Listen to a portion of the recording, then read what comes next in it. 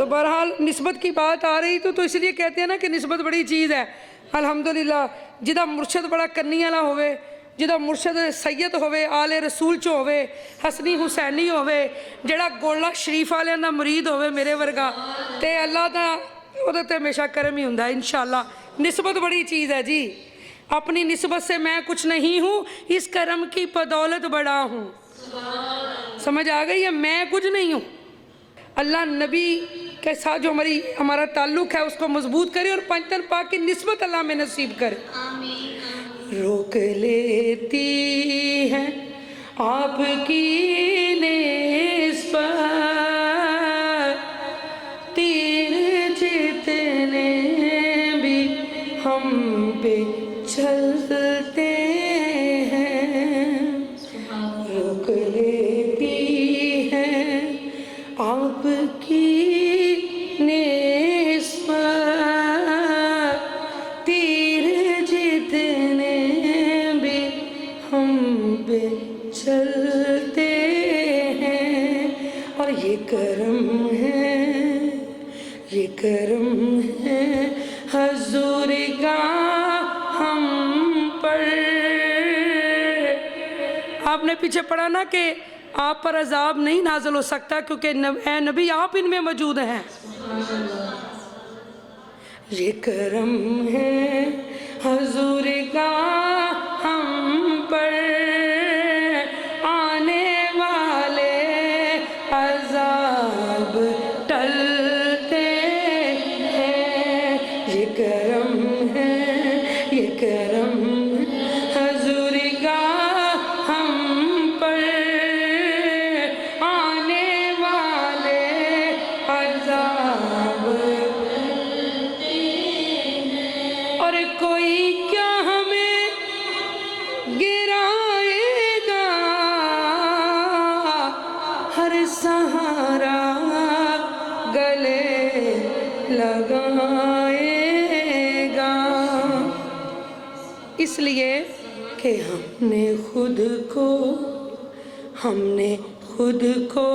گرا دیا ہے وہاں، ہم نے خود کو گرا دیا ہے وہاں، پڑھیے گرنے والے جہاں سنبھلتے، گرنے والے جہاں سنبھلتے، اور یہ کرم ہے حضور کا ہم پر، آنے والے عذاب ٹلتے ہیں۔ اچھا بیٹا آپ ایک کام کیجئے، ان باتوں کو نوٹ کر لیا کریں کہ یہ والی جو آیت ہے اس کا حوالہ دے کے جب راتیں آئیں گی نا تو لوگ نا نسبت کی کوئی قدر ہی نہیں کرتے، کچھ لوگ سمجھتے ہیں نسبت کی کوئی اہمیت ہی نہیں ہے، تو ہم پھر قرآن کے ذریعے بتائیں گے کہ نسبت کیا چیز ہے، تاکہ ہماری بچیاں اچھی نسبتیں جو ہیں وہ ڈھونڈیں، تاکہ ہم لوگ اچھی نسبتیں جو ہیں ان کے ساتھ جڑے رہیں، تاکہ ہم اچھا مرشد جو ہے اس کی نسبت کے ساتھ جو ہے نا اس کی نسبت ہمیں ملے۔ ایک کتا وہ جانور ہے کہ گھر میں ہو تو دعا قبول نہیں ہو رہی، فرشتہ نہیں آ رہا، اس کو حفاظت کے لیے ہم رکھ سکتے ہیں گھر کے باہر رہے، لیکن اندر آئے تو فرشتہ نہیں آتا۔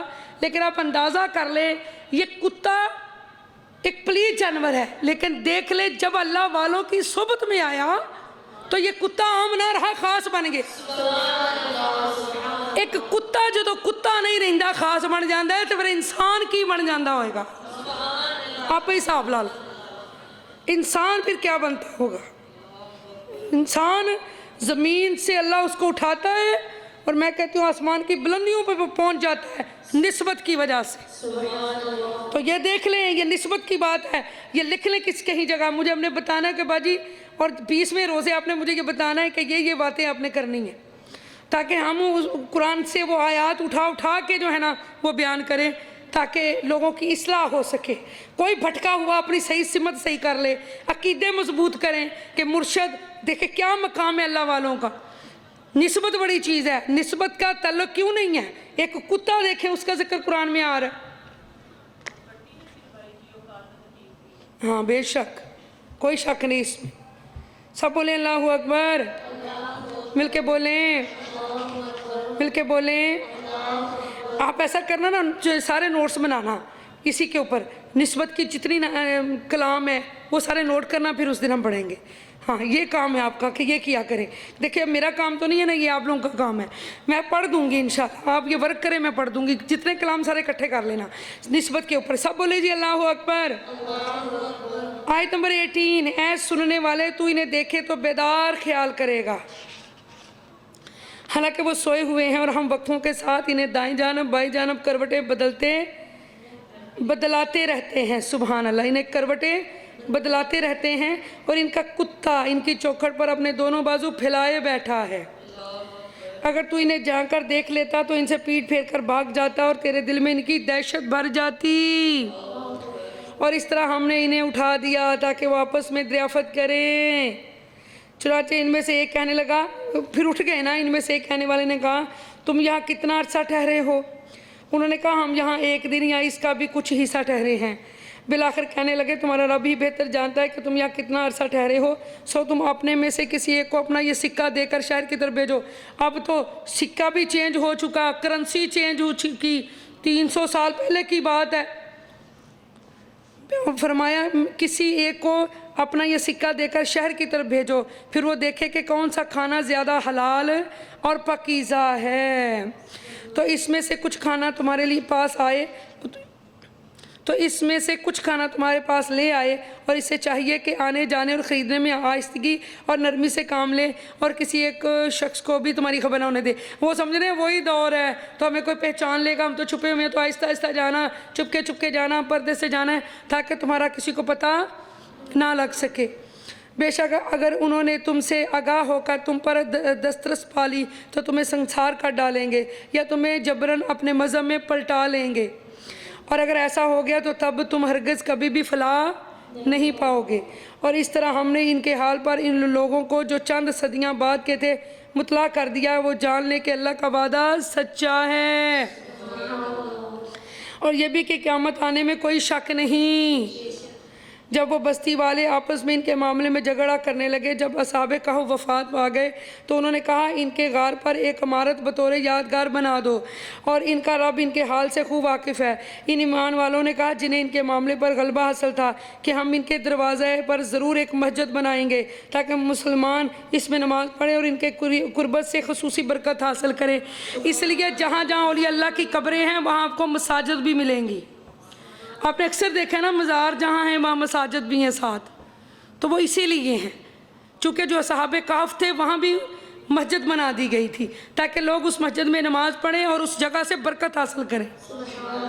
جس طرح بی بی مریم جہاں چلا کرتی تھی تو وہاں زکریا نے دعا کی تھی, تو اسے چلے جگہ کی برکت سے اللہ نے پھر آپ کو یحییٰ کی بشارت دی تھی. تو یہ ہے اللہ والوں کا مقام. سبحان اللہ. تو یہ قرآن سے ہی ہے. دیکھیں نا, اب قرآن پڑھ رہے ہیں. سبحان اللہ. اور اب کچھ لوگ کہیں گے صحاب کہف 3 تھے.